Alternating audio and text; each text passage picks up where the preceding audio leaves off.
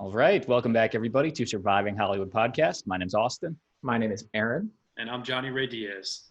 And we just got finished talking to a great guy, a friend of ours that Aaron and I actually met on a shoot, Paul Marcarelli. I think a lot of you know him out there for his tenure as the Verizon Can You Hear Me Now guy, and of course, his new gig, Sprint. And it was a great conversation, right? First of all, let me just say, Paul came on this podcast with nothing to plug. We even asked him at the end, we want to plug anything. He's like, no, I just came to, talk with you guys. And he did us a favor, basically. We texted him up, said, could you be on the podcast? Could you tell us your story about from Verizon to Sprint? And he really obliged, and he had a lot to tell. So it was awesome. I think everybody's favorite part is going to be hearing about the audition for Verizon, doing Verizon for 10 years, how that changed his life, and then transitioning into Sprint, which was a big pop culture thing in itself. Family Guy did a bit about it back in the day. So that's obvious. That was my favorite part, but we talked about it a lot. I think it was really cool how, he talked about how obviously we know him from this Verizon campaign. It turned out to be this very huge, massive campaign that he was known for, that very lucrative as well. But how he was able to transition that into doing things he really wanted to do, which was like doing theater, producing his own indie films, many of them having to do with social justice issues and gay rights. And I thought that was like really cool that like he's now doing all these projects that, really feel like they matter to him or something that he's really interested in. So to be able to like turn all that into your real passion, I think that's pretty awesome. Mm-hmm. Great conversation. Great guy. Can you hear that?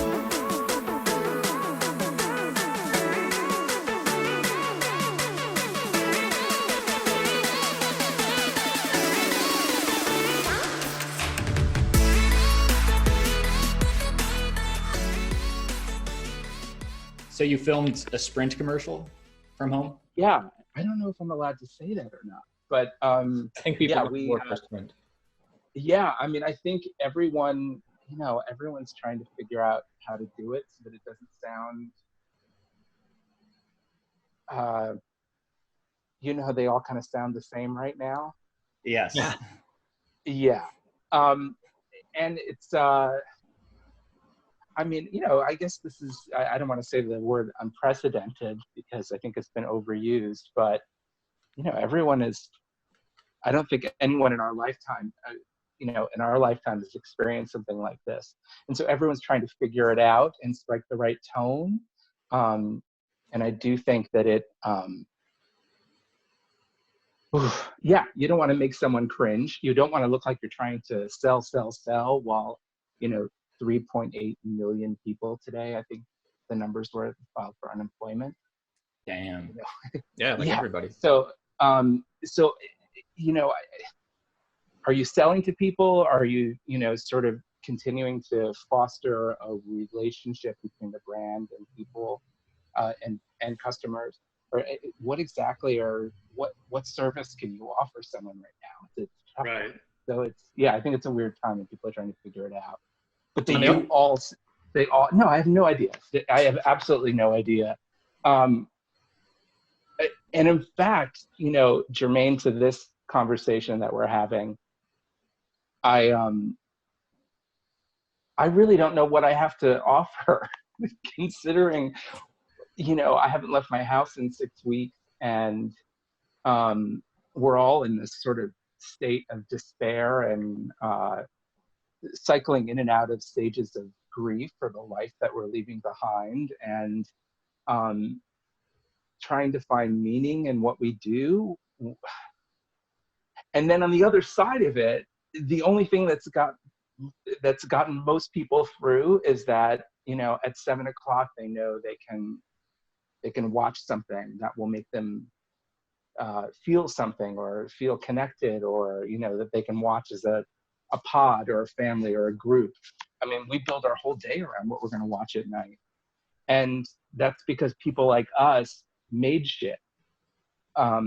So at the same time that you're feeling like what I do is not the thing that gets someone out of the burning building, I'm not a doctor, and I'm not working in an emergency room, and I'm not saving any lives. You can't discount the value in art and creating content that gives people something to do so that we can stay the hell out of the way. And also makes us feel like part of the human race, you know? I mean, art connects us, right? Mm-hmm. And real suffering is in isolation and separation, which I think a lot of people are experiencing. So, you know, there is a certain nobility in creating something that will help people in times like this feel a little bit more connected. Yeah, so it's a tough one. Well, when you say that, are you talking about the projects you produce or the commercial that you just shot? No, I absolutely not the projects I've made. No, I mean it's possible. It's possible. I mean, I think I'm speaking in broader terms. I know how valuable having just streaming capabilities have been for me and all of this, in creating some kind of calm or escape or sense of connection. And you know, there have been moments in work that I've made that I felt that I can see the execution of the intent.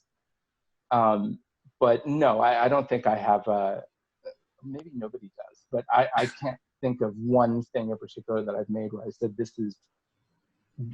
this is as intended. And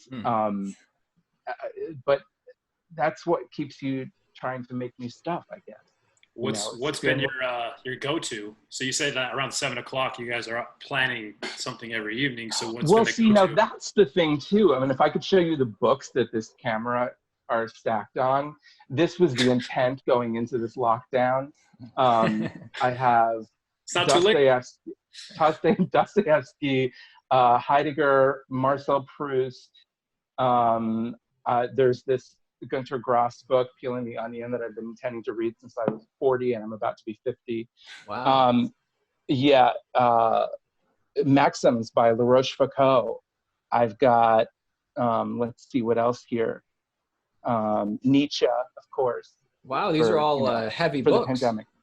This was all the intent. Life-changing books. However, I have discovered that the only thing I have any attention span for whatsoever is Project Runway.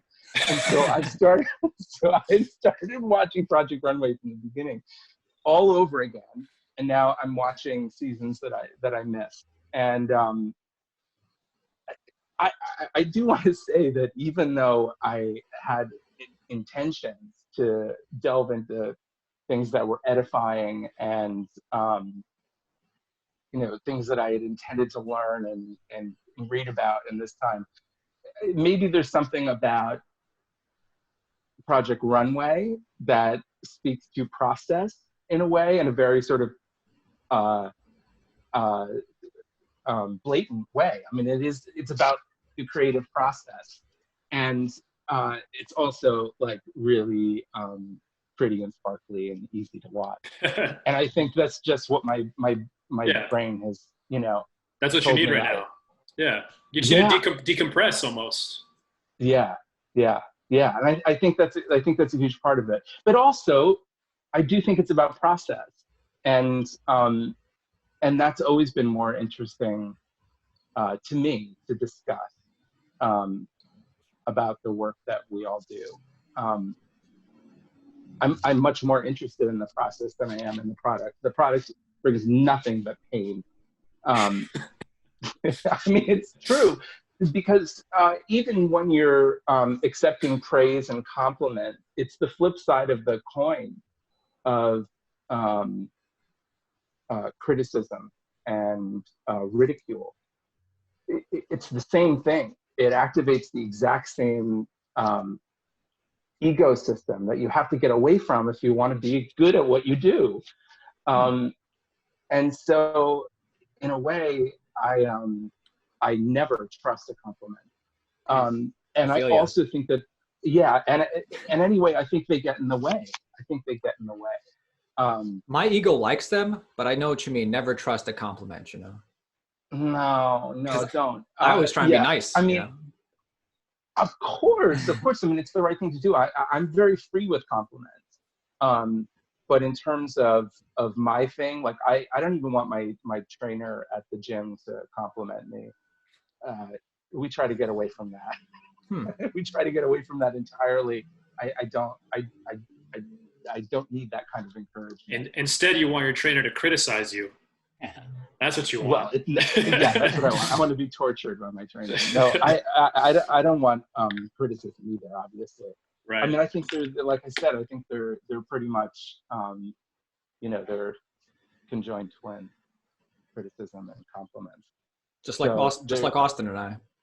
Yeah, exactly. Just kidding. And I'm a twin, right? Did you know that? I think you might have mentioned it. I don't know much about it.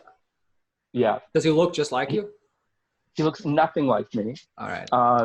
He's a fire, the chief of a fire department in the town near where I live in Connecticut. Wow, you know your house is safe. My house is safe. Both of us actually are the people you turn to in a crisis, as it turns out, just in different ways. Communication and fire relief. Yeah, I guess so, in some ways. And we're both absolutely horrible with minor inconvenience. But catastrophe, right. I'm your guy. Yeah. So I have to ask you real quick, Paul, because I just keep seeing it right now. What is that art piece behind you? Oh, yes, that's a piece that it looks so interesting. I thought it was Napoleon Dynamite for a second. From a distance, it looks so far away. Bonaparte. It was like a puppet. Yeah. Yeah. It's an actor with a ventriloquist puppet. Ah. And my friend Kate Pasquarelli made it. She's an incredible painter, and I fell in love with the piece. That's actually the actor that was in Moonlight Kingdom as an adult. Like, he was the kid, and now he's like. Is that the Wes Anderson movie? A grown human. Yeah, the Wes Anderson movie. Okay. Wow. And, okay. Yeah, and that is he all grown up with the Charlie McCarthy dummy. So. That's funny. I wanted to be a puppeteer when I was little. That was sort of my goal. But I fell in love with this piece just because I think it has like. What excited you about puppeteering? That's an interesting type of art. I really don't know. Okay, I'm going to probably make a reference that you wouldn't know. But obviously, the Muppet Show. I mean, I was obsessed with the Muppets. Classic. I thought they were incredible. And that whole world was just like so campy. And so, a little kid with like burgeoning queer sensibility, without knowing what to call it, there was something about the Muppet Show that was just pure camp. I mean, it was like explosive camp. Yeah. And it's where I learned about, show tunes and the Mamas and the Papas and Carol Channing, and for whatever reason it sort of like formed this whole kind of it was completely in line with my little kid queer sensibility. And then but I was also in love with this puppet called Madam. I don't know if you know who that is. You might have to do a little research. It's pink? Long before your time.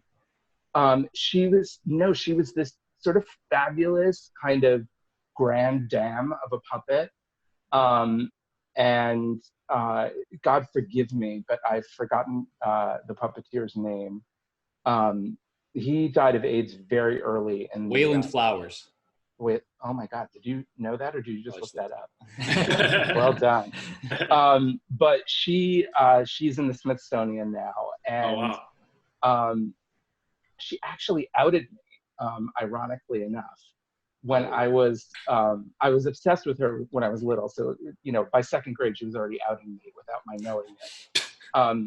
But I went to this party like very early on when I had the Verizon job, and I can't remember what it was, but basically Madam made an appearance out of the Smithsonian for the first time in 15 years or something. This is like 2001 or 2002, and when did you start? When did you start Verizon? Like 1990? I started that in 2001.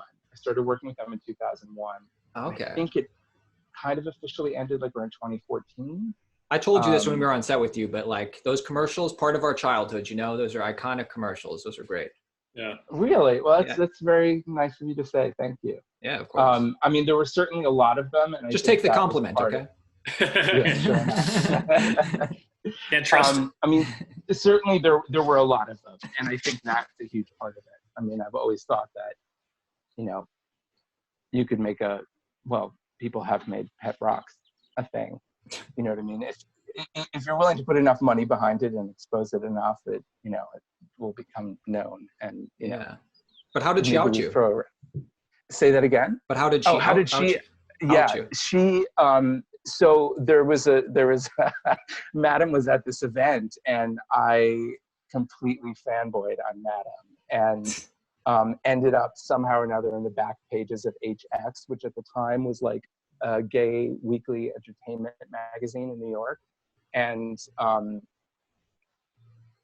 I can't remember what the caption was, and I haven't seen it for years, so I don't know. But I was totally like outed right then and there, and this is also an interesting conversation because. Wait, how were you outed? How were you outed? It was a quote by her saying Paul is. No, I mean it wasn't. Yeah, I mean it wasn't specifically an outing. It was just like, what is this dude doing in a gay bar at this event with this incredibly gay puppet and completely like blushing and almost crying.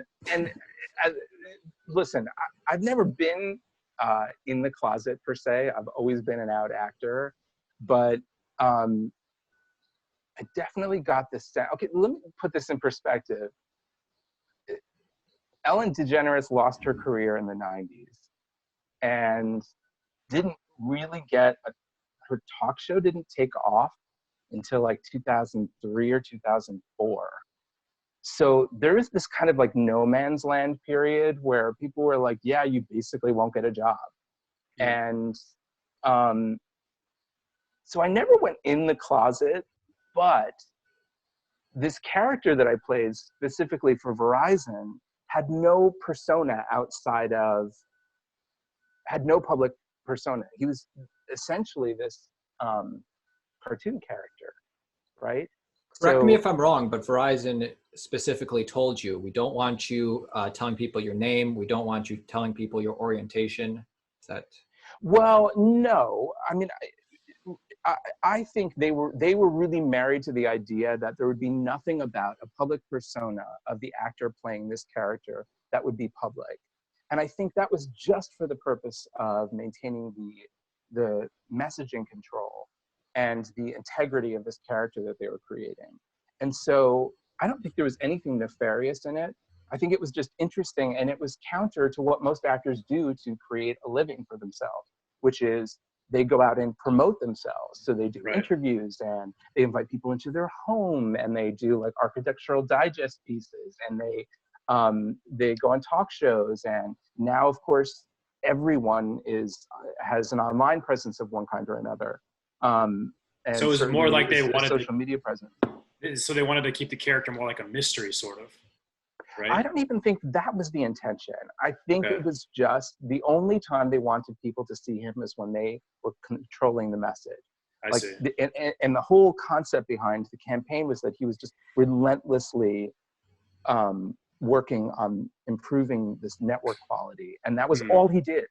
So even on camera, I mean, there was a rule book to, he never sits, he never, I mean, he's always on the go. He's always, so I think there was, he doesn't eat. He doesn't do anything.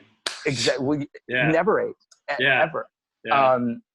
So yeah, I think that was, I think that was it. And so I didn't have, even though I was offered the opportunity certainly to be on, talk shows and do interviews and stuff like that, I never did any of that stuff.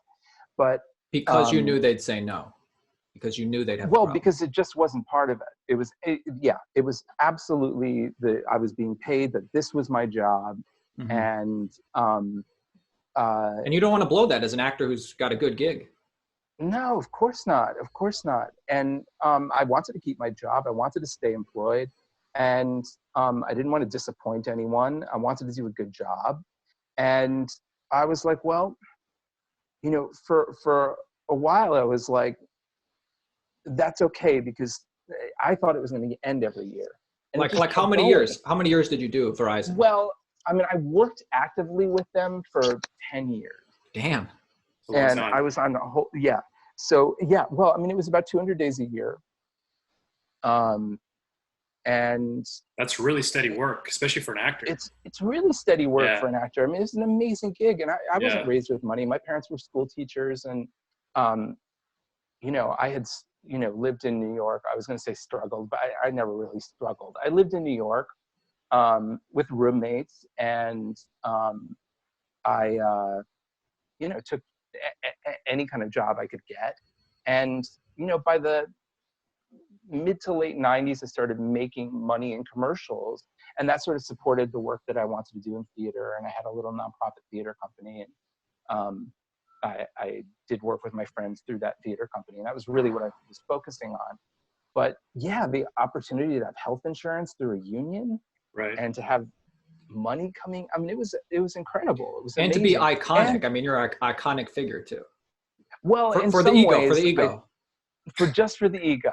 You know, I don't know about that. I mean, honestly, my theory is if you put enough money into anything, it'll be well known, and we might attach the word iconic to it. Right. You know, I mean, there's even like phone designs that are considered iconic now, or anything could be iconic. Right. You know, so it just, you know, it depends on how many billions you're putting behind it.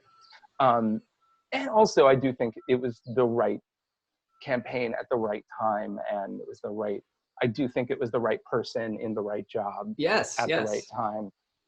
All of those things seem to coalesce in a way. You know, you think, I mean, when I started, people didn't, not everyone had cell phones. I mean, people were still buying the, and people were still changing their lives. And so, and in that regard. And so, you can't dismiss that it was the right thing at the right time, you know. Well, I remember, because you said it was like 2001, right, when you started, around there? Yeah, it was the very end of 2001. So I was in high school at that time, and I remember, obviously not everyone had cell phones. There also wasn't all these streaming platforms. So really, especially then, I feel like it was a heyday for commercials, because you only had cable, the main networks. That was it. So you see that commercial everywhere, and people were barely starting to get cell phones at that time. And I just remember getting one of the first color phones that Sprint had at that time. So it was definitely like a very emerging time in technology too, which is kind of cool that you were part of that, kind of that whole growth and that jump, you know? Yeah. I mean, it's interesting. I mean, it was definitely, I mean, I think it's probably over in terms of like doing it the way it was done. I mean, it was very, in a lot of ways, it was really traditional advertising, right? In a way that's gone. I mean, it was everything you would expect. It was, you know, everything from television to radio to point of purchase, you know, stuff, to outdoor advertising, print advertising, magazines. I mean, it was newspapers. It would be whole pages of newspaper. I mean, it was everywhere in those traditional platforms.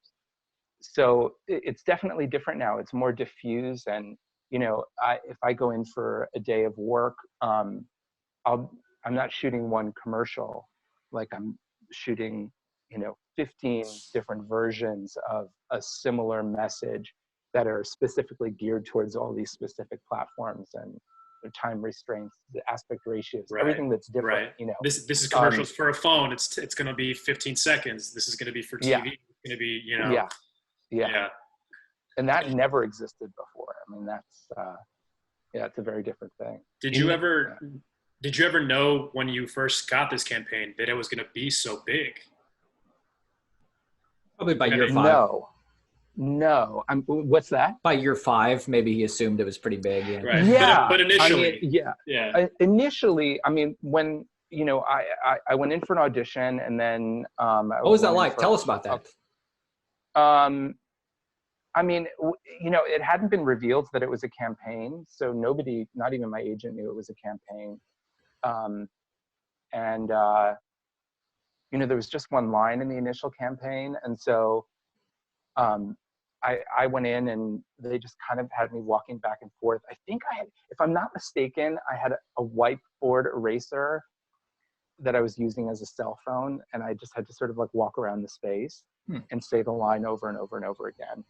And then that was that line. Paul, what it is you're famous that you're known for, or did it change? Yes. It changed. Yeah. Okay. No, that was the line. Yeah. Okay. And I had just done a play where this is why I think I got it. Okay, so I was the last appointment on the last day after they'd seen about 1,500 people in about 4 different cities. Jeez. And they were like, they were like, let's just see a couple more people.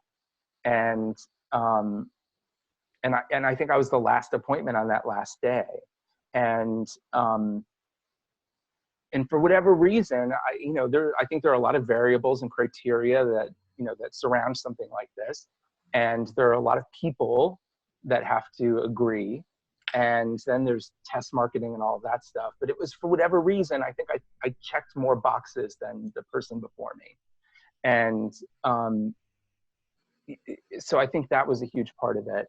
But also, I had been doing this play where called The Adding Machine, which is basically this sort of like expressionistic play where I was speaking my thoughts out loud, and I was talking to the person next to me. So I was in this like, I was in this space of, and it was all non sequiturs. So, you couldn't mess up. It was like, it was really hard to thread the logic of all of this together in a way so that you could perform it in a natural way and keep it in your head. Like theater of the absurd?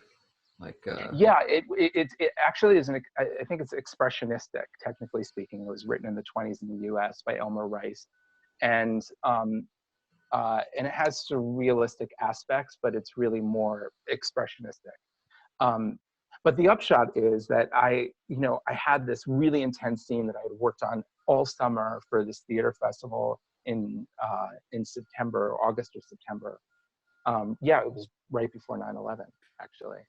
And so I was in this headspace of, I think it was already innate in me to sort of like listen when I was actually really asking a question, like listen for an answer. And then go back to the thought, like, and for whatever reason, I think I brought some of that, that energy, into the simple little audition. And so there was something about, I was really asking the question, and I was really listening for the answer. And so I was already kind of like, for whatever reason, warmed up for that one minute task. And so for whatever reason, it came, the thing came naturally. It could have gone to anyone. It could have gone to someone with better abs. I mean, but I got it for whatever Sounds like reason. things just lined up. You're in the right space. Everything kind of like worked out. And the rest bears out. I mean, it was successful enough that they just kept doing it, for years and years and years. So, I acknowledge the enormous role that luck plays in it, and I'm not one to take credit for something that, is not mine. I did not create the character. I was not, there were a lot of people who did all of that. But I do think there's no denying that I was the right person for that job. And that I can admit. Yeah. That, that's something I could admit with humility, and realizing also that a lot of it is very impersonal. There are jobs that you're exactly right for, and there are jobs that, the man behind door A is exactly right for. Mm-hmm. And it just happens that this one was right for me at the right time. When, I do want to clarify one thing though. Sure. The reason I brought up this whole thing about the closet and joking about Madam outing me and all this stuff, I do want to clarify that nobody ever told me expressly that being out would be an issue. Really? Okay. All right. So some people told me, but no one from the company ever said to me, if you're out and gay, you're not going to have this job. You're going to lose your job. But there was no roadmap for this. And the reason I even brought up Ellen was because her show didn't come out until 2 years after I had this job. So, and that really is the turning point. That really was the turning point in our business in that regard. Suddenly it seemed like it was going to be okay for people to start slowly coming out. It still hasn't changed. I mean, okay, there's been change, but it's still a personal and dicey proposition, because you're still dealing with, you know, in terms of casting decisions, you're still dealing with, you know, a whole juggernaut of concerns and issues and prejudices and bias and all of that stuff. That said, at the time I was like, oh God, well, I guess I'm really lucky that there's no outside persona, because if I were in a position that someone asked me, I would tell them. And then it turns out that no one did. And it wasn't until like 2011 that I did an article to promote a film that I had written the screenplay for and produced. And it was sort of this, it was pitched to me as this kind of like walk around New York, show me the places you hang out, and what, you know, it was a New Yorker piece. And then the writer sold it to the Atlantic. And at one point in this log, I pointed out the apartment that I lived in with my boyfriend in the 90s. And that sort of became the hook, that I was in this like gilded cage and I wasn't allowed to come out and I wasn't allowed to speak. And that became the one article ever written about this whole period of my life, this entire decade of my life. One article. Was that I was sort of like hamstrung. Yeah, but the one article then got onto the wires and got onto the internet. And before you know it, by day 2 of this thing coming out, the New York Post headline on it was Verizon man reveals bizarre life, which of course is New York Post code for he's gay. You know, interesting. It's bizarre. Right. Yeah, so it became this whole other thing that became the hook to sell it, to, you know, for it to become kind of viral. And it did become, you know, I trended on Yahoo News and like all of that stuff as like coming out as gay. And I'm like, dude, I've always been out. Yeah. Just, I've never done press. Like I wasn't that kind of actor. It was like a very different, very specific thing. It turned into clickbait in a sense, where they just hooked onto this one topic and now we're like, oh my God, let's sell. Yeah. It's interesting. And and it was very, you know, and that said, you know, it was germane to the topic of the film. The film was a film about a gay couple that experiences discrimination in a small town. And so, you know, the issue was personal and it was germane. It's not like they pulled it out of nowhere or deliberately maliciously outed me. But, and like I said, I mean, I'd never been in the closet. But then it sort of turned into a story that, you know, the narrative was kind of like completely and totally out of my control. Right. And did Verizon come to you after that got leaked and say anything to you? Well, yeah, I remember him. The interviewer asked me about something very specific. And this is also why I generally don't do any kind of interviews. But I remember he ended the article on this one. He definitely had an angle. Like, and the angle was that, of course, this guy must be miserable. I mean, he only gets to say this one thing. This is all he gets to do. He was supposed to be an actor. And so, and I get that, but also there's a very practical minded part of me that was extremely grateful for this job and felt challenged all the time. And there were things about it over the course of 10 years that I absolutely did not like. But I mean, does anyone have a job for 10 years where there's something in it that they don't like or a person they don't really get along with? It's just not possible. That said, I was so grateful for it. I was grateful for everything that it gave me. And he definitely wanted to sell this idea that this sort of creative person was kind of locked into this weird job. And they Verizon did comment? But Verizon did comment? Yeah, they didn't comment for the article.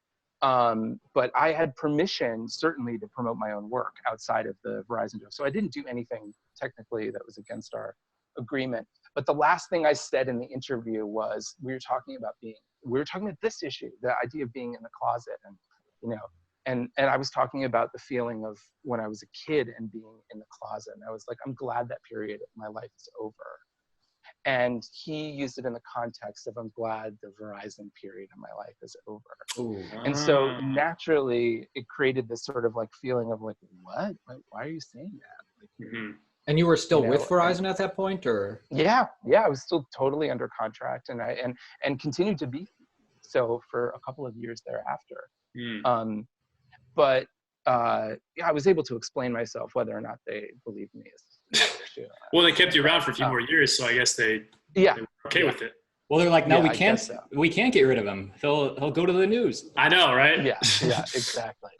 So, but no, I have no hard feelings about that situation. But then I wanted to make sure there was clarity when the Sprint thing came along. And I remember in the first or second meeting, I was on the phone with all of the executives there whom I've gone on to work with for the past almost 4 years now. Well, did you want to join another cell phone company? Like, no. I was retired from commercials. I was producing independent films, and I was writing screenplays, and I was doing other things. And I really had considered myself retired from commercials. And I was like, that's a great run. Don't get greedy. And then they came to my agent with an idea. I mean, Sprint had this idea, and we had to sort of hammer out what it would be, because it was really, I mean, obviously I didn't own the character that I had played, and I didn't have any interest in reprising that character anyway. So really what were we left with? It was either going to be some version of an endorsement that referenced, what, I was an actor who played this character, but I tried this and it's actually kind of great and it doesn't cost as much. So why wouldn't you? And I kind of liked that approach. I thought it was good. And I was like, well, let's, for clarity's sake, let's make sure that I always say my name at the beginning so people know that it's me and not the character. And, right. And I don't know, I thought there was something a little bit punk rock about it. I kind of loved the idea. And those people at Verizon must be so pissed they let you go, because the Sprint campaign turned out to be such a success. Yeah, they shouldn't have let me go. Nobody should let me go. Yeah, it's weird. And then, of course, well, that's a whole conversation around the conversation. What? I think it's interesting. I was going to say the odd sort of level of vitriol that came from people who felt betrayed. Like people, wow. Or? Yeah, just, it's sort of like, the comment sections. And didn't Family Guy do a bit about it or something? Yeah, there was definitely that. I mean, it became a meme about betrayal. Because people said you betrayed them, but really they let you go. It's not like you. Yeah, I was an actor. I had a job, and then I didn't have a job, and then someone else offered me a job, and I took it. Who wouldn't take it? Who wouldn't take another job? Who wouldn't take it? Yeah.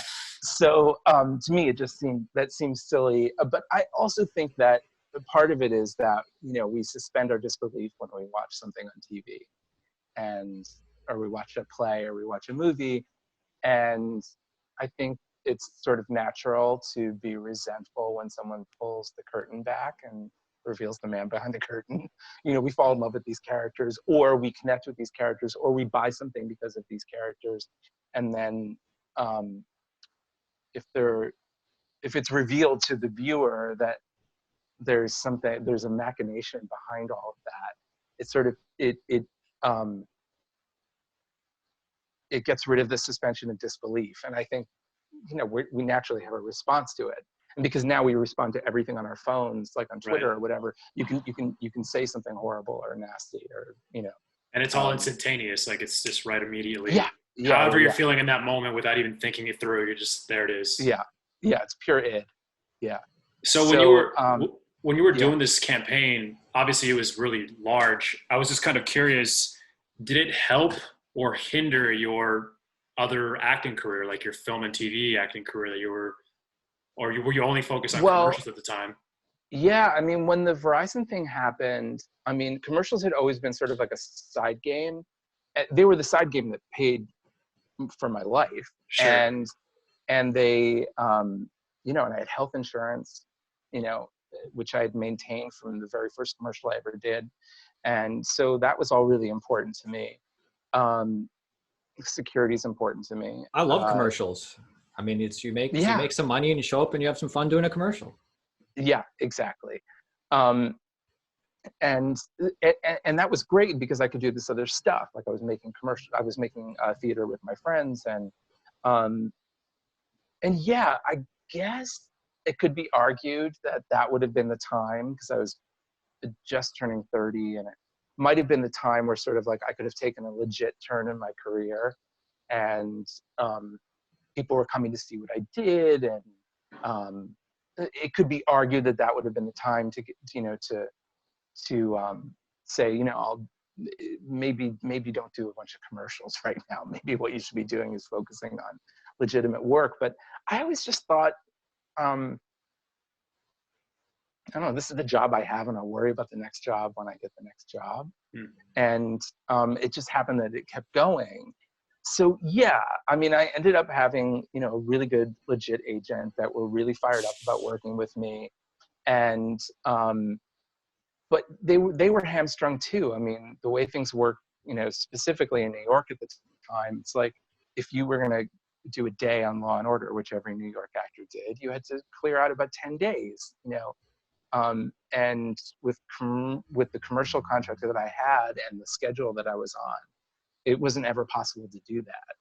And it was structured in such a way that I had to give a very sort of onerous kind of notice for a day off, and I had to go through an approval process. So the way those things worked, I mean, you know, you book it and then, or you put on hold, promising those 2 weeks, and then you can book it and be at work the next day. Timing wise, that stuff just never worked out for me. They couldn't guarantee my availability. So the short answer is there was no availability for me to do other things. And I was like, well, it's going to end next year. You know, it'll end next year. It'll end next year. And it just never did, you know. And then by like 2009, 2010, I was starting to get more serious about screenwriting. I'd had a film that sort of went into production and then went into turnaround like 2 weeks into shooting in the mid 2000s, like 2005. And it was my first screenplay, and I was totally fucking devastated that the film died. And I was like, well, why don't I partner up with someone who really knows what they're doing and learn how to produce myself? So if it falls apart, I have no one to blame but myself. And so I really started focusing on that work, and I wasn't focusing on doing stuff myself, like acting and other things. I just, you know, I kind of, I don't know, I lost the curiosity about it, which has kind of been my, Yeah, when you accept like a pitch meeting, like somebody wants you to produce their stuff, is there like, what's a tip you have for somebody that's pitching to you? Oh, okay. Well, I mean, I have very specific guidelines what I'm interested in. I work almost entirely with things that either are infused with queer sensibility or are queer themed, one way, shape, or form. Those are the projects I'm most interested in.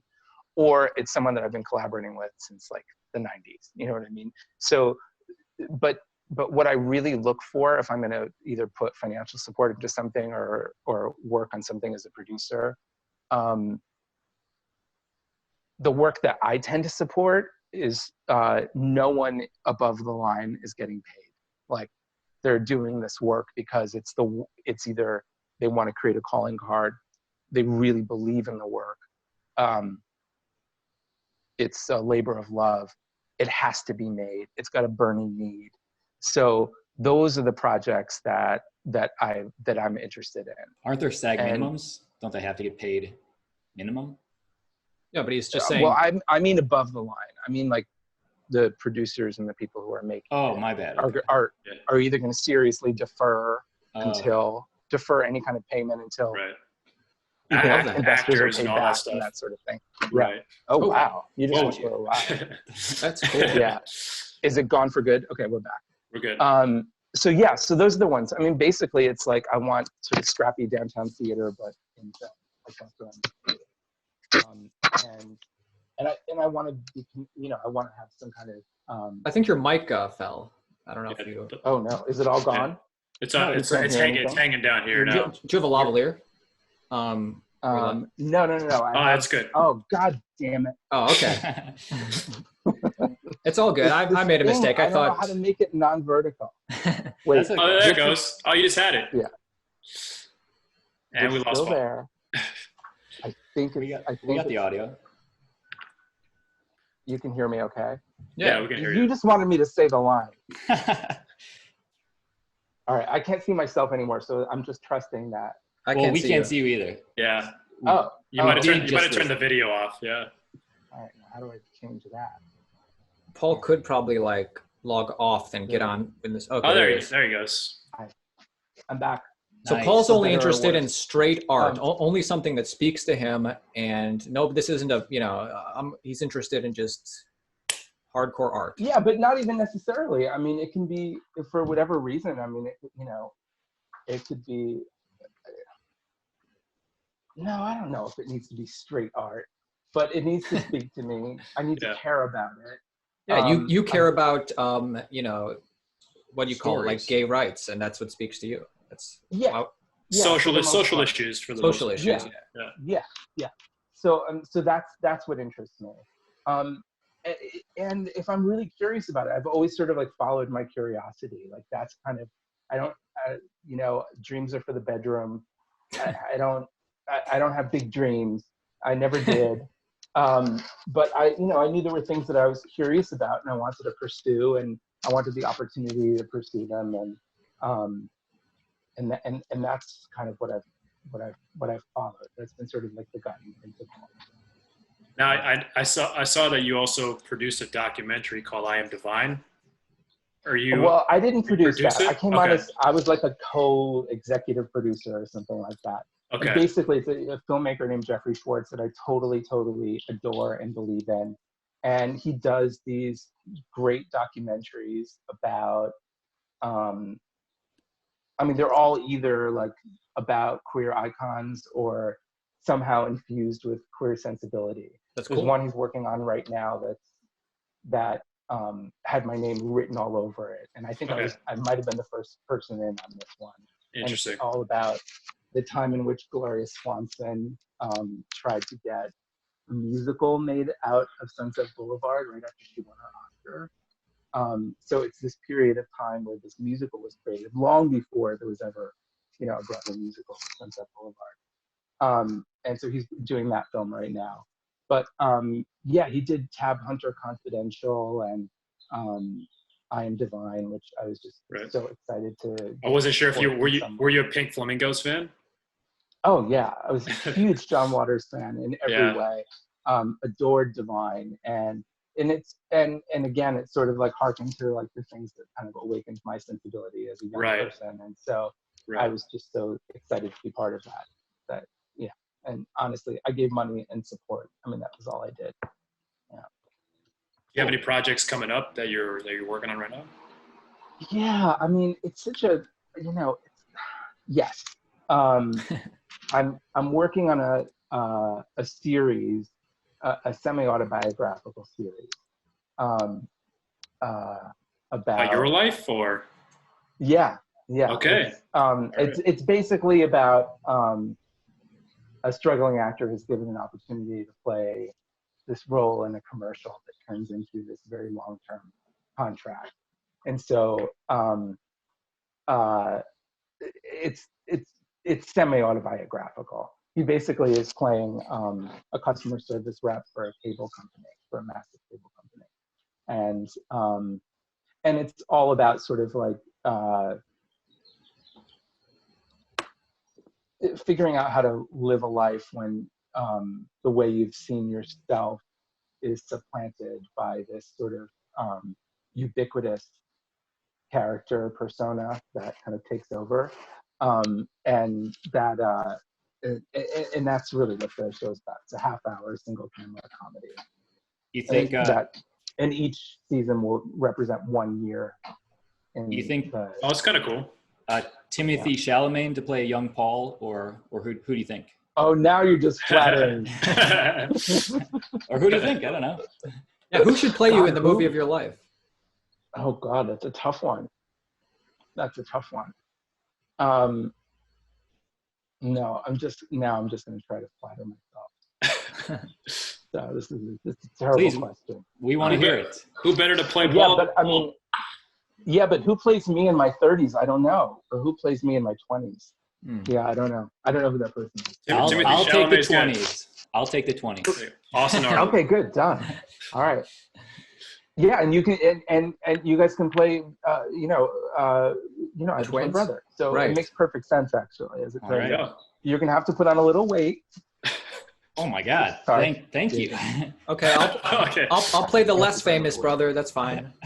All right, sure. He's a firefighter. All right, super sexy. I'm sure I'll be in all the movie as a firefighter. I'm sure. Paul, so I've been working on that, and I don't know. I don't know what. I really don't know what's next. But I don't think any of us does right now. I mean, I think. Yeah, it's a weird time. Yeah, it's a very weird time.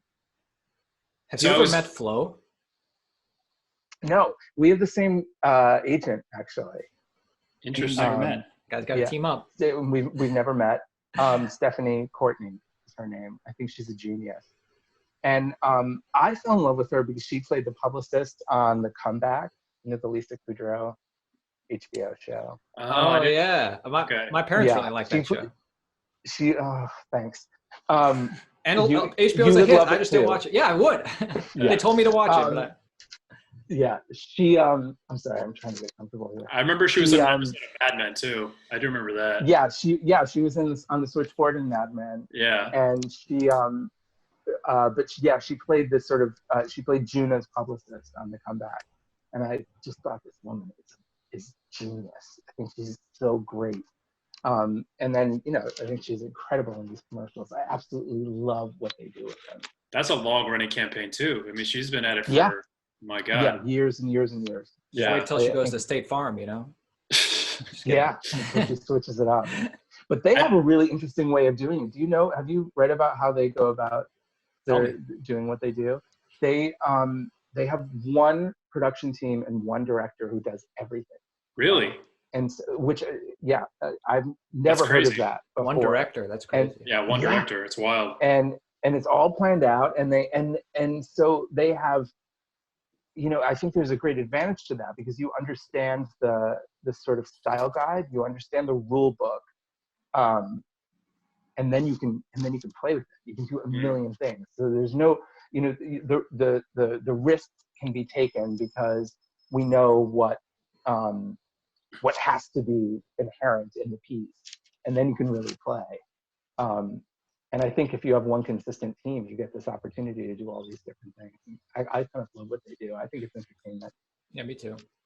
So I have to ask you, and I'm sure it's at some point, all of this kind of got exhausting. People kind of probably come up to you saying the tagline all the time.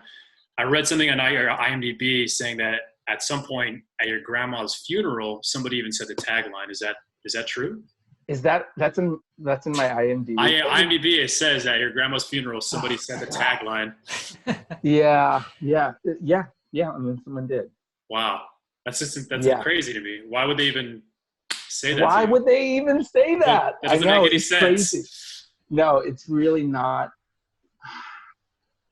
I mean, in fairness, I think people get very excited when they see someone that they see on TV and they don't know what to say. And I certainly know that happens to me too. Like I just assume not say anything rather than say something stupid. And so I think in fairness, listen, nobody enjoys being at a funeral. Everyone's awkward anyway. Nobody knows how to behave. But you definitely don't do that. Yeah. Yeah, you probably don't do that. That's probably not the time. But I think it was a way of sort of connecting or whatever. I'm just laughing at how awkward that sounds to me. Yeah, that's so awkward. My God. Yeah. It's not great. And there are certain times like, I'm definitely not famous, but I'm recognizable.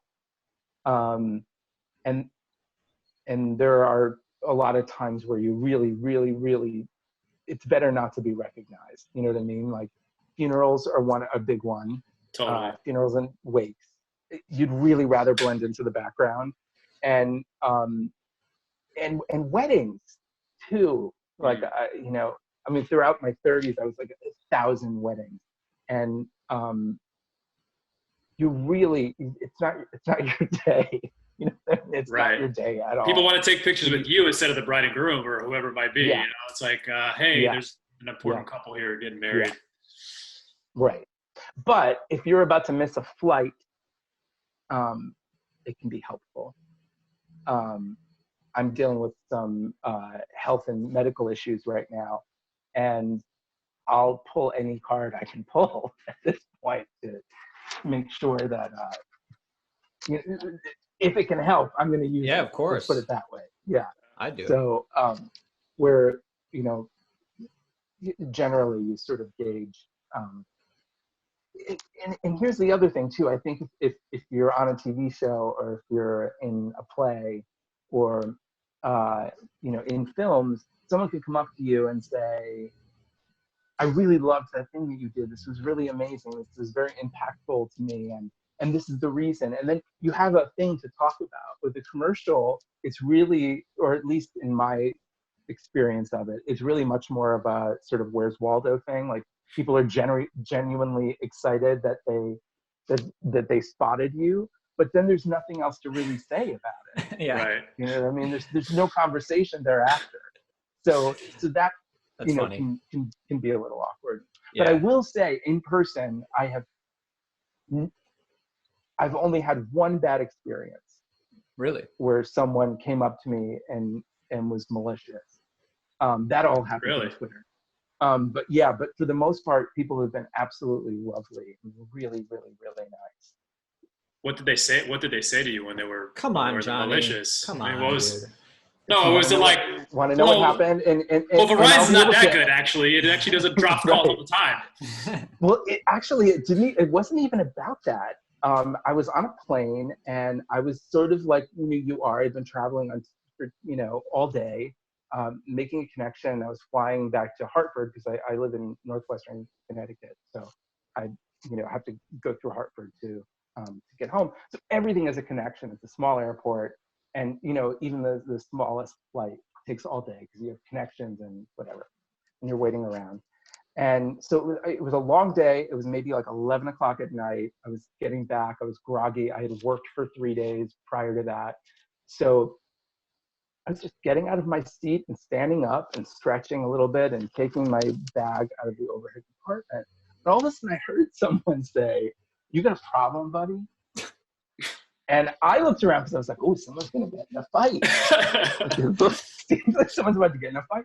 And I turned and I looked and I didn't see anything. And I was looking at the person behind me as if to say, who's about to get in a fight? And he was like, "Why are you looking at me? You got a problem?"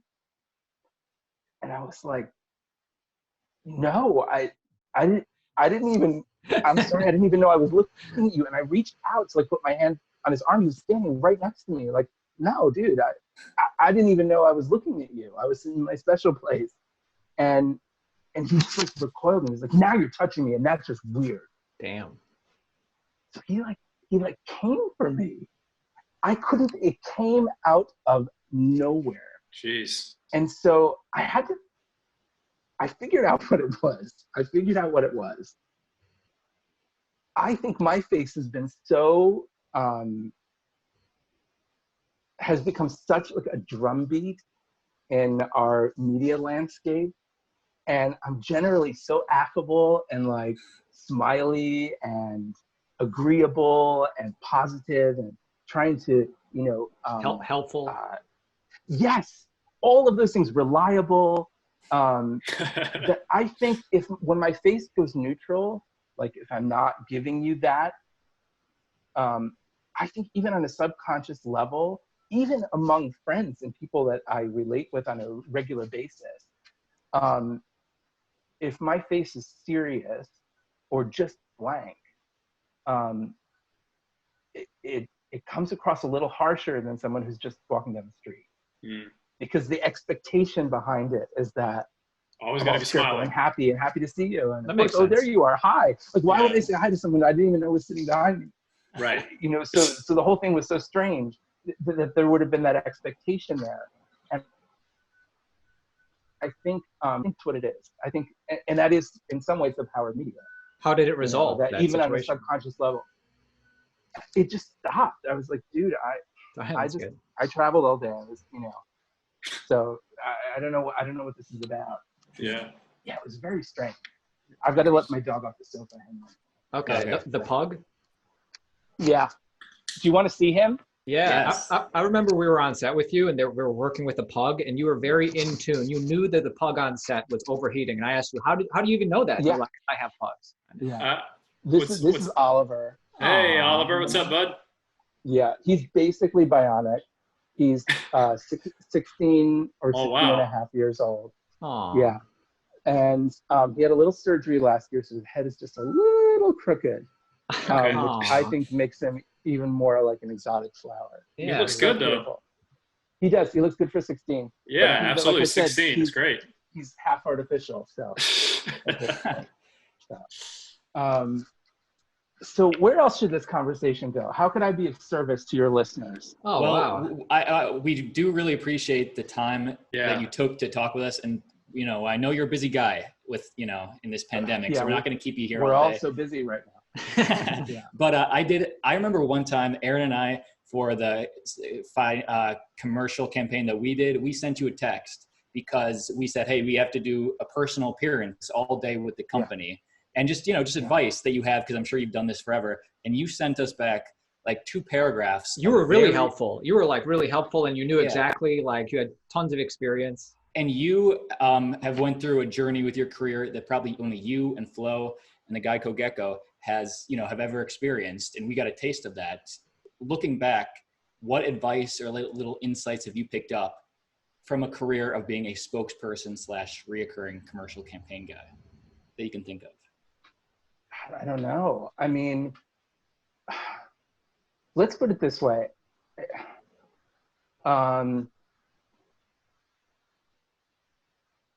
I really do always go back because I want to get it better. Like I want to do better at it. And that sort of like curiosity and challenge is still always there. So if I had any advice, it would really be that I do the work that I learned, when I was training to be an actor, which is, a basic scene analysis. Ask yourself a few basic questions like, what does the character want and from whom? And what will it look like if you get it? And then how can I play that? Like, what's something that would be fun that I could play all day, like 47 takes on one angle, and then at the very least, if I'm not challenged by the material, I'm challenged by the work that I put into the material, and that keeps me engaged intellectually. And I think that intellectual engagement, specifically with commercials, is much more important than an emotional connection, because at the end of the day, you're selling the product. So to expect some kind of emotional connection to that material is really unrealistic. But you want to do a good job, and they're paying you very well to do it. And I don't know how much you did on stage, but there's nothing worse than the feeling of going out for an undeserved curtain call. It's a horrible feeling to know that you just would rather go home than show up for applause that you didn't earn. And so there's part of you that really wants. I think about 5 years into the Verizon campaign, I was like, I have to stop imitating what it is I think they want and go back and figure out how to do this job, doing the work that you know how to do. And it was at that point, because commercials are quantifiable, because they either sell shit or they don't. I was able to start tracking like how well that consciousness was actually paying off. Cool. And so when I did my work and went after my thing and really focused on doing it seriously instead of kind of like aping what it was I thought they wanted, I'm just going to guess what I think they want and do that. That's when the numbers started picking up. And I think that's why I've maintained the jobs that I've maintained, that they weren't flashes in the pan.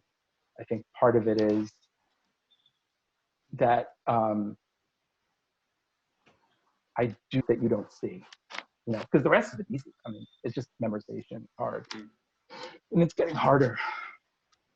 Yeah. Damn, interesting. Austin, Yeah, what do you it's remember? really cool. Like when Paul messaged us, ours was a specific thing we were doing, like at the corporate office, doing like a personal appearance. I remember something Right. Paul said was that I mean, he seemed to like, Paul knew you were like, you're there to do a job, but part of doing that job is to make each one of those people you're meeting, the coworkers, you know, feel, you know, special or whatever. You know, you're going to be doing the kind of the same stuff all day, but, you know, realize they have your pictures up in costume up all over their offices. They probably look at you every day, and just realize that it might not be a big deal to you, but that the 15 seconds when each one meets you might be a huge deal to them. That's something I thought was really smart. Yeah, that was a huge thing, and it was something that I really learned during those, you know, because I would do these sort of meet and greets where I would go in and meet like 1,000 employees in one day, and you would go to a corporate call center and they'd put you in like an all hands room, and you would just meet one after the other. And at the time it was Polaroids, and then it became camera photos, and I mean camera phone thing, you know, and then smartphones, but you know, basically I would have a fraction against to gauge how this person would be comfortable being approached. And it was a real practice in that moment-to-moment work that you learn in improv and all of that stuff. And it was actually, I think in some ways that made me a better person. The idea that that I can kind of take a breath and take this person in, and then just from my most generous self, like whatever it was that I gauged that they were coming to me for. And I don't think it was conscious work. It was just that I had to be open because there were so many people and it happened so fast. And I also knew that, like, you know, this character represented something that they considered to be bigger than themselves. Everyone needs meaning in their job. And that's what these campaigns do. They help create, you know, meaning. You know, they're like, okay, so we're on a team and this is the captain of our team. Yeah. Or, you know, and the feeling that you're part of something bigger than yourself, and then this is the human manifestation of that thing. If I were to be anything other than respectful and kind and generous and open, it would be humiliating and really terribly unkind. And so even though people would say the most outrageous things would be totally inappropriate, but for the most part, they were really, really excited. I just had to meet them from my most generous self, because I think those things are, you know, I don't know. It's just a nice thing to do. Yeah, well, I think that's spot on, and you told us that basically that in a detailed way that day, and that was right on, exactly. Yeah, I told you should write a book. Well, maybe. A very niche book. All right, what else, guys? Very niche, but hey, I wanted to know how you feel about 5G. You know, 5G is the new thing. Do I have to have a feeling about it? I don't know. Do you have any thoughts or no? Is it you lived through 4G, you lived through 3G. Probably shouldn't have any thoughts. Oh, yeah. I mean, it's faster. I guess it's faster, right? I mean, It means you can do a lot more things a lot faster. But they say it's killing people, right? People are always scared. I've heard that. I've heard that. I've heard it. It was blamed. The coronavirus was 5G was the culprit of that too. I don't think that's true. I tend to think that's not true. Yeah. Right. But yeah, I don't know. I mean, and honestly, I really don't know about any of the technology. I mean, it's explained to me when I have to do a commercial about it. But yeah, I'm usually late to the party. Right. Yeah. And I'm sure you're obligated to have whatever phone service you're currently promoting. He gets it for free, of course. Why wouldn't No, I do not. What? I'm a real customer.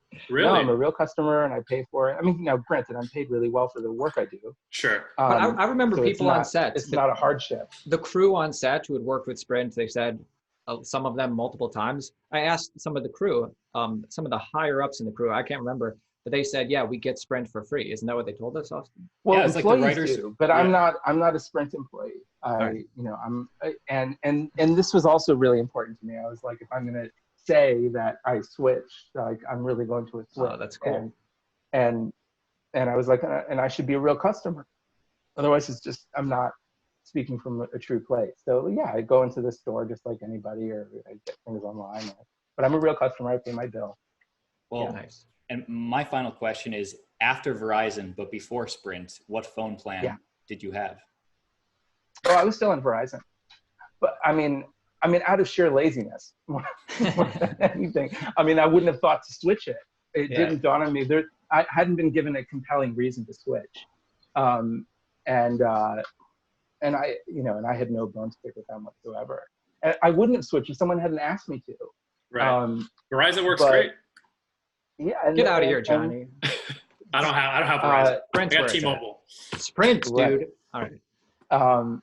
But they gave me a really good, compelling set of reasons, and they were like, give it a try. And they also said, if you don't like it, don't do the commercial. So that's cool. I was like, that's no, I'm gonna like it. Yeah. It'll be fine. Yeah. Cool. Anyways, Paul, thank you so much. Yeah. Where can we find you? Do you want to plug anything? Your personal Instagram or anything? No, I'm not promoting anything. I just want all of us to get out of this alive. You know what I mean? There's not anything I'm promoting. You're just a good guy who did us a favor. Thank you, man. I'm really happy to talk to you guys. I'm a big fan. Thank you, Paul. I really appreciate it. Thank you. All right. Bye, you guys. Yeah, take care. Have a good one.